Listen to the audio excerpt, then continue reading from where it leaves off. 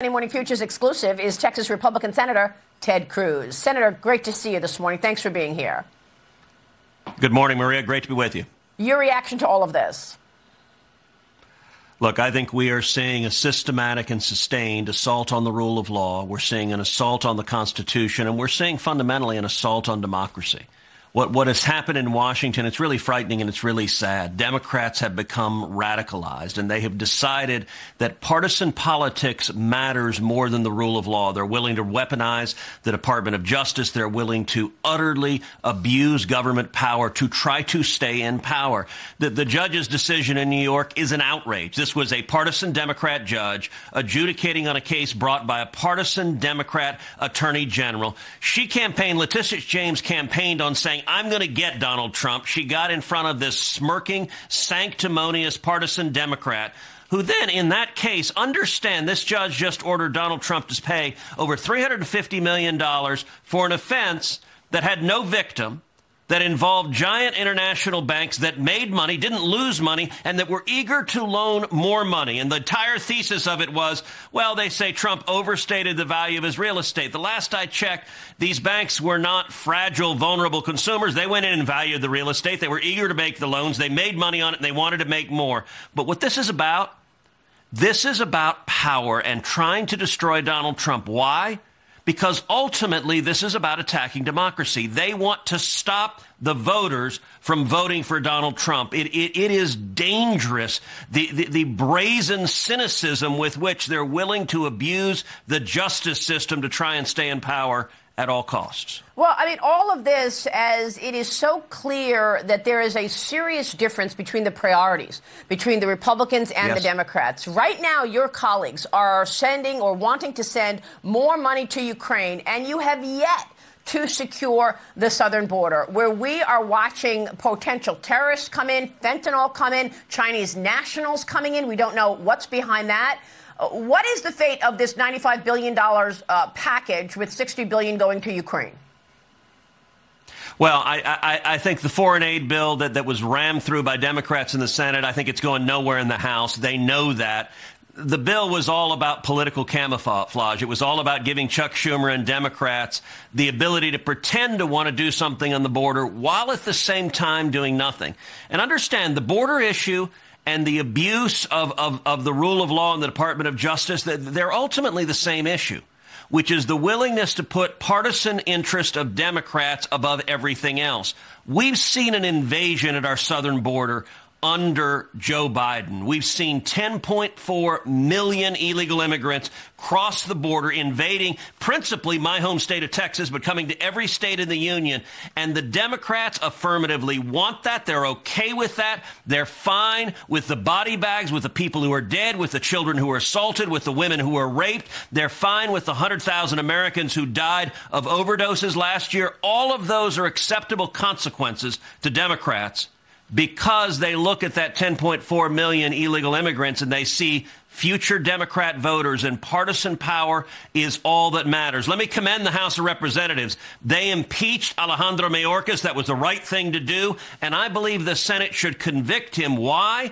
Because he actively aided and abetted the criminal invasion of the United States. He aided and abetted Mexican drug cartels that have made billions of dollars exploiting human beings, undermining public safety in America, and posing an incredible national security threat.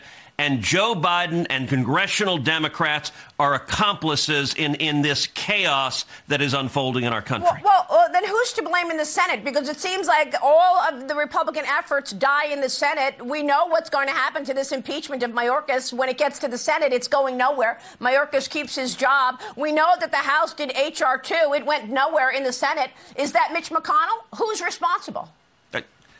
Sadly, it is. Look, it's Chuck Schumer, number one, and Chuck Schumer is helping drive the train. Listen, we know Joe Biden's not driving the train, so it's a combination of left-wing congressional Democrats and I think Barack Obama that are driving the train, and Joe Biden is Mr. Magoo just wandering around confused. You look at the Senate. Senate Democrats want to do nothing to fix the border. They want to do nothing to turn the economy around. They want to do nothing to stop the crime we're seeing. And I got to tell you, with the Mayorkas impeachment, you know what Schumer wants to do? He doesn't even want to have a trial. He doesn't even want to have senators vote on guilty or not guilty. What he's trying to do is simply table it, just put it aside. In over 200 years of our nation's history, the Senate has never once tabled articles of impeachment. That has never happened. Every single time the Senate has voted on either guilt or innocence, or the House has withdrawn the impeachment. In this instance, Joe Biden wants to protect even every Senate Democrat from voting whether Mayorkas is guilty or not. He is guilty. Ultimately, Joe Biden is guilty, but Mayorkas was the lead henchman in opening up the southern border. And I got to say, look, if Republican leadership in the Senate doesn't like the criticism, here's an opportunity to demonstrate some backbone. They could stand up and say, let's have a trial. They can stand up and say, you cannot refuse to even follow the constitutional process for impeachment. You can't dodge responsibility. That's what Schumer and the Democrats want to do. Do you believe Mitch McConnell will not run for re-election should Donald Trump win in 2024? I don't know. That's a decision for Mitch to make. Obviously, there's a lot of bad blood between Mitch McConnell and Donald Trump. Mitch will have to make that decision. What I want to see is Republicans in the Senate stand and lead and fight. I believe November is going to be a very good election. I think we're going to see Donald Trump reelected as president of the United States. I think we're going to see Republicans keep and grow our majority in the House. And critically, I think we're going to win the United States Senate. Now, I will say my race here in Texas is a battleground race. The Democrats are spending over $100 million. Chuck Schumer's made clear I'm his number one target. George Soros is pouring millions of dollars into the state of Texas. My last race, as you know, Maria, I won by less than 3 points because I'm the Democrats' top target. And so I'm grateful for the people all across the country that go to tedcruz.org, that make contributions, that support our campaign, because I'll give you my word, I'm going to keep fighting for the rule of law, for the Constitution, for the Bill of Rights, and I'm going to keep fighting to secure the border, even as we see these radicals undermine our safety. As you seek your third Senate term this November, are you concerned about the weaponization of government, which is where we started this conversation? Are you concerned about election integrity for this upcoming election? Look, of course, we have seen that the Democrats are willing to cross any line, cross any boundary.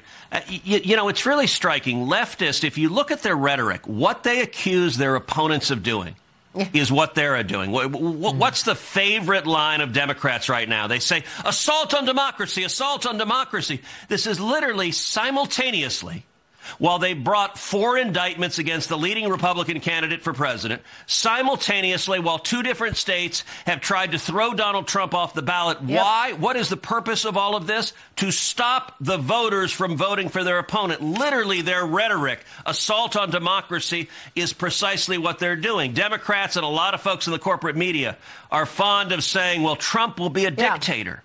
The irony is, you look at Joe Biden's record, he has repeatedly ignored the law. He did things like vaccine mandates in the government that were blatantly illegal. The Supreme Court struck him down, but he didn't care. He did things like try to give away over $1 trillion in student loan forgiveness that was blatantly illegal. The Supreme Court struck it down, but he didn't care. And so it is dangerous, the willingness of Democrats to weaponize government, and they put partisan politics above national security and above the safety of Americans. Senator, thank you very much for being here this morning. We so appreciate your time. Senator Ted Cruz in Texas.